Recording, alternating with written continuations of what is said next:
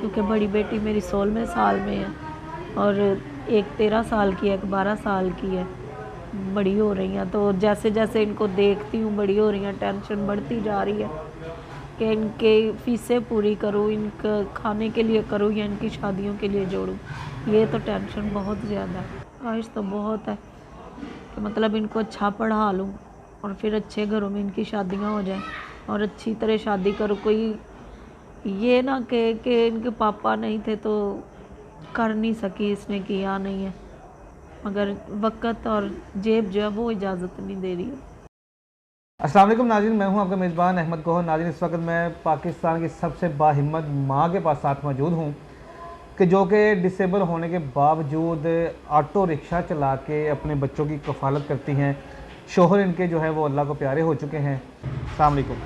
वालेकुम सलाम। आप ही मुझे बताइएगा सबसे पहले कि आपको मतलब ये जो मामला हुआ आपके साथ ये कैसे हुआ है? ये तब मैं छोटी थी, 4 साल की थी, बचपन में रेलगाड़ी के नीचे आ गई ट्रेन के नीचे आ गई थी? थी। ट्रेन के नीचे। अच्छा, हाँ। तो फिर कैसे बचे तो ये आपकी? बस खुदा ने ये हालात दिखाने थे, उसने ज़िंदगी दे दी। कितनी उम्र होगी उस वक्त? 4 साल। 4 साल की उम्र थी उस वक्त। तो आपके शोहर ने आपको इसी के साथ ही एक्सेप्ट किया था? हाँ जी, इसी के साथ। तो शोहर की डेथ कब हुई है? 2 साल हो गए हैं, 2 साल तो 4 महीने। 2 साल 4 महीने, 2.5 साल तकरीबन हो चुका है। हाँ। तो 2.5 साल से आप रक्षा चला रही हैं। हाँ जी। कैसे रक्षा कैसे चलाना शुरू किया आपने? पहले से चलाती थी या बाद में शुरू किया? नहीं, पहले से नहीं चलाती थी। तो 3 बेटियां और वो भी अभी छोटी थी, इस वजह से फिर हालात, कोई कमाने वाला है नहीं, सेपरेट रहते हैं। जब तक इनके पापा थे तब तक हालात बहुत अच्छे थे, बहुत ही अच्छे थे।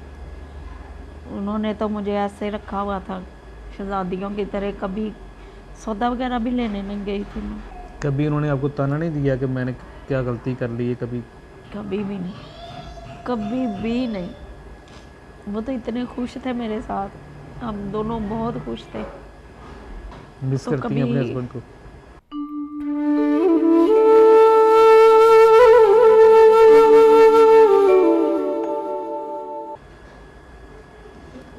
रक्षा चलाती हैं, कितने पैसे डेली कमा लेती हैं आप? डेली 400-500 हो जाते। 400-500 कमा लेती हैं। हाँ। इस दौर में 400-500 में कैसे गुजारा करती हैं? 3 बेटियां हैं, आप हैं, तो कैसे मैनेज करती हैं? बस क्या कर हो रहा है, मजबूरी। अब जो जेब में है वही खर्च करना है। जो लेके आती पेट्रोल निकाल के तो फिर हो जाता है 400-500, कभी 400, 300, 350 तक बच जाते हैं पेट्रोल निकाल के। फिर शाम का खाना बन जाता है। ये है कि फिर किसी से उधार ले लेते हैं, जब ना हो तो फिर ले लेते हैं, उधार पकड़ के गुजारा मुजारा कर लेते हैं। क्योंकि अब बच्चों के तो अखराजात पूरे करने हैं ना, इनकी फ़ीसें भी होती हैं, बिल होते हैं, बिजली का, पानी, गैस है, इनकी फ़ीसें हैं, ट्यूशन की। ट्यूशन तो अब छोड़ दिया इन्होंने फ़ीस की वजह से। कभी स्कूल ऐसा की हुआ है फ़ीस। कि आप रक्षा लेके निकली हैं, कोई पैसा नहीं कमाया, तो बच्चे भी भूखे हैं, घर में खाने के लिए कुछ भी नहीं है, भूखे सोना पड़ गया? ऐसा कई दफ़ा हुआ है। एक दफ़ा तो ऐसे था कि आटा भी नहीं था और पैसे भी बाहर से कुछ ना मिला, तो रिक्शा चला ही नहीं ज़्यादा, कोई सवारी नहीं मिली। तो 100 रुपया मेरे पास था, 50 रुपये की मैं दही लेके आई और सामने हमारे घर है हमसाए, उनसे आटा लिया थोड़ा सा एक बाउल में। तो वो मैंने कहा, इनको कहा कि बच्चों को कि पका लो आप, तो दही के साथ रोटी खा लो। ऐसा कई दफ़ा हुआ है। दिल बर्दाश्ता हो जाती हैं हालात से कि मैं किस मुसीबत में फंस गई हूँ, 3 बेटियाँ हैं, अकेली कमाने वाली हूँ? होता कभी इस तरह? ज़ाहिर बात है बहुत ज़्यादा होता है, क्योंकि इनके पापा ने कभी किसी किस्म की कमी महसूस नहीं होने दी थी। वो सही कमाते थे, कंप्यूटर सॉफ्टवेयर हार्डवेयर का काम करते थे। तो आपके जो दायमन है, आपके हमसाए हैं, रिश्तेदार हैं, वो नहीं आपकी हेल्प वगैरह करते? कौन करता है भाई, आजकल महंगाई इतनी है कि उनके अपने अखराजात सबके। हमारी बात है, महंगाई की वजह से कोई भी किसी को नहीं सपोर्ट कर सकता। मेरी बहन मुझे बताएं कि बेटी माशाल्लाह जवान है, 3 बेटियां हैं, तो उनकी शादियां भी करनी हैं, तो क्या सोचा है कैसे शादियां होंगी? या 200-300 में तो घर का गुजारा बड़ी मुश्किल से आपका हो रहा है, तो कैसे शादियां करेंगे इनकी? ये तो हकीकत है भाई, बड़ी टेंशन है क्योंकि बड़ी बेटी मेरी 16वें साल में है और एक 13 साल की है, एक 12 साल की है। बड़ी हो रही हैं तो जैसे जैसे इनको देखती हूँ बड़ी हो रही हैं, टेंशन बढ़ती जा रही है कि इनके फीसें पूरी करूँ, इनका खाने के लिए करूँ या इनकी शादियों के लिए जोड़ूँ। ये तो टेंशन बहुत ज़्यादा है। रात को जब सोती हैं तो तब भी इनकी तरफ देखती हूँ, दुआ करती हूँ कि खुदा ने किस मुश्किल में मुझे डाल दिया। कभी कभी तो दिल ऐसे करता है कि बस जाके ट्रेन के नीचे बैठ जाऊँ। बहुत ज़्यादा दिल परेशान हो जाता है।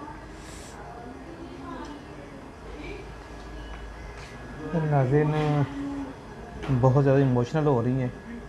असल में ना हालात और मतलब जज्बात इस तरह के हैं, उनसे बात भी नहीं हो रही है। अकेली बेचारी हैं, आप आइडिया कर सकते हैं कि एक अकेली औरत और वो भी डिसेबल, ठीक है ना, और 3 बच्चियां हैं घर पे जिनकी कफ़ालत करनी है, घर में कमा के लाके आना तो कुछ खाना है, और ऊपर से ये टेंशन की बेटियां जवान हो रही हैं, उनकी शादियां कैसे करनी है। तो ये एक माँ ही समझ सकती है कि उसके दिल पे क्या गुजरती है और किस तरह से मैनेज कर सकती है। मेरी बहन मुझे ये बताइए कि कितना कर्ज़ा है इस वक्त आपके ऊपर जो आपने टोटली देने वाला है? तकरीबन 3 लाख रुपया है मेरे पे कर्जा, क्योंकि मैंने थोड़ा थोड़ा करके कभी किसी से ले लेके तो फिर। 3 लाख रुपए कर्ज़ा है आपके हाँ ऊपर। जी। तो अगर हम तीनों बेटियों की शादियों के जहेज़ का इंतज़ाम करें, कितना आपके माइंड में है कि इतने पैसे हों तो मैं बेटियों की शादी कर लूँगी? अभी तो कोई आइडिया नहीं है, ज़ाहिर बात है हर चीज़ महंगी है। क्या ख्वाहिश है आपकी कि क्या देना चाहती हैं बेटियों को? किस तरह से कैसे शादी करना चाहती हैं? ख्वाहिशें तो बहुत होती हैं, ख्वाहिश तो बहुत है कि मतलब इनको अच्छा पढ़ा लूँ और फिर अच्छे घरों में इनकी शादियाँ हो जाएं और अच्छी तरह शादी करूँ। कोई ये ना कहे कि इनके पापा नहीं थे तो कर नहीं सकी, इसने किया नहीं है, मगर वक़्त और जेब जो है वो इजाज़त नहीं दे रही है। बेटा मुझे ये बताओ कि कोई ख्वाहिश है आपके दिल में, क्या करना चाहती थी, क्या बनना चाहती थी बेटी मेरी? मैं डॉक्टर बनना चाहती थी, तो हमारे हालात ऐसे नहीं थे, तो फिर मामा को मैंने बोला कि मैंने डॉक्टर बनना है। मामा कह रहे थे कि इतनी मेरी पॉकेट मनी नहीं है कि मैं आपको डॉक्टर बना सकूँ, और हमारी सारी ख्वाहिशें मेरे दिल में रह गई। डॉक्टर बनना चाहती थी, सिर्फ फीस की वजह से नहीं बन सकी, आगे बढ़ नहीं सकी। जी। नाज़रीन आप आइडिया करें कि जैसे मैंने पहले बोला है कि एक माँ का जो दर्द है, जो तकलीफ़ है, वो एक माँ ही समझ सकती है। मैं और आप कभी भी महसूस नहीं कर सकते। मैं जितने भी मुखय्यर हज़रात हमारी इस वीडियो को देख रहे हैं उन सबसे गुजारिश करूँगा कि जितना ज़्यादा हो सके आप इस फैमिली की हेल्प करें। 3 लाख इन्होंने बताया कि मेरे ऊपर कर्ज़ा है जो देने वाला है। उसके अलावा 200-300 रुपये कमाती हैं, रिक्शा चलाती हैं, डिसेबल हैं। आप आइडिया कर सकते हैं कि किन तकलीफ़ों से, किन मुश्किलात से इनको गुज़रना पड़ता है। और इसी के साथ साथ 3 बेटियां हैं, उनकी शादी करनी है। अगर कोई अल्लाह का नेक बंदा जो इनकी बेटी के जहेज़ का इंतज़ाम कर सके, कोई इनकी वैसे हेल्प करना चाहे, तो वो इनसे लाजमी कॉन्टैक्ट करें। इनका नंबर जो है वो स्क्रीन पे आ रहा है, आप इनसे रब्ता कर सकते हैं।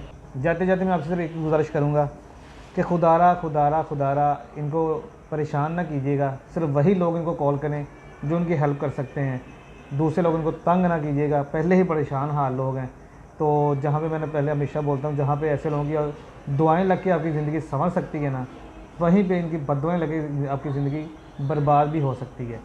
तो फजूल कॉल ना कीजिएगा, तंग ना कीजिएगा, सिर्फ इनकी हेल्प करने के लिए कॉल कीजिएगा। इजाज़त दीजिए, अल्लाह ने के बाद।